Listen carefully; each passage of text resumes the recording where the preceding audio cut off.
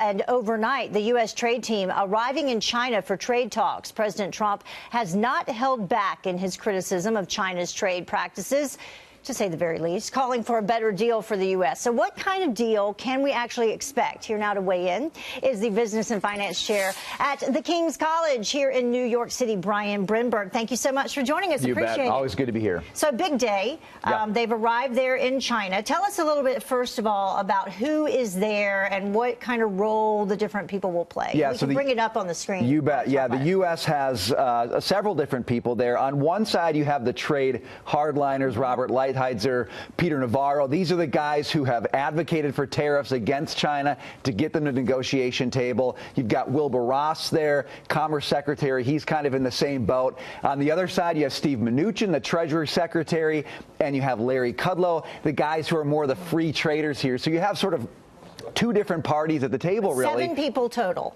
Yeah, seven people total. And so a big contingent with two parties, one kind of the more free trade side, one the more trade hardliner side. The good cop, bad cop, right. And some people have criticized and said, well, gee, this trade party doesn't know what it wants because you have two different sides of the story represented. Right. But that's probably the point, actually, to get the Chinese to the table and do the negotiation. Have people representing different aspects so they can bring different things to the table as they talk with the Chinese. So what are the top issues for this delegation moving into it as they begin? Yeah, well, the U.S., number one, wants China to open up its markets to buy more U.S. goods. So that's something they're going to talk about. Take down that trade deficit. Number two, they want intellectual property protection. They want China to stop forcing U.S. companies to hand over their intellectual property, their trade secrets, when they do business in China. Third, the U.S. really wants China to back off its Made in China 2025 policy. And explain to everyone, before you move to the next one, exactly what that is. The Chinese government is going to spend hundreds of billions of dollars over the next several years to support companies in their economy who are doing high-tech work in artificial intelligence, industrial robots, semiconductors, self-driving technology. They want to become world leaders in technology, and the government is going to subsidize companies to do that. The U.S. doesn't like that. Right. We say that's unfair for the government to subsidize that.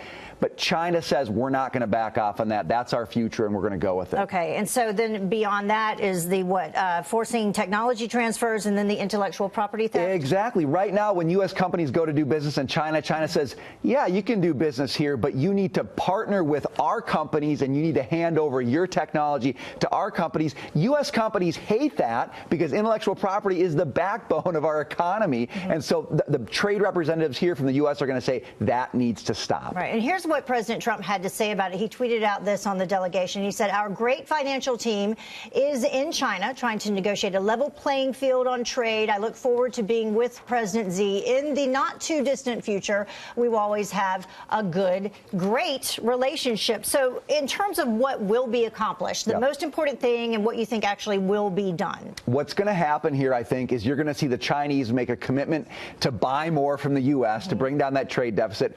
And you're going to see them promise to do a better job of protecting intellectual property. From the U.S. side, we have to make sure that's verifiable. That's a credible thing. The Chinese like to make big promises and then not deliver. So the point of our trade delegation is to say, we need you to deliver on these key things. I do think they can make some progress. They're not going to get everything. No negotiation gives you everything. The point is to move the ball down the field. And I think there's a very good chance it's going to happen because the right people are at the table on both sides. Yeah, so a $375 billion trade deficit. Hopefully we can come away from this meeting with at least putting a little bit of a dent in that. And the way to do that is to do a better job of protecting intellectual property and taking down trade barriers. That's the outcome. The input is better protections for intellectual property and Chinese taking down tariffs, taking down barriers so U.S. companies can do business there. You know, I think they need 8 people there. You should be there. Hopefully they're listening. I've got a grade final exams. I can't do that. All right. Thank you so much, Brian. You bet, Heather. Good to see you.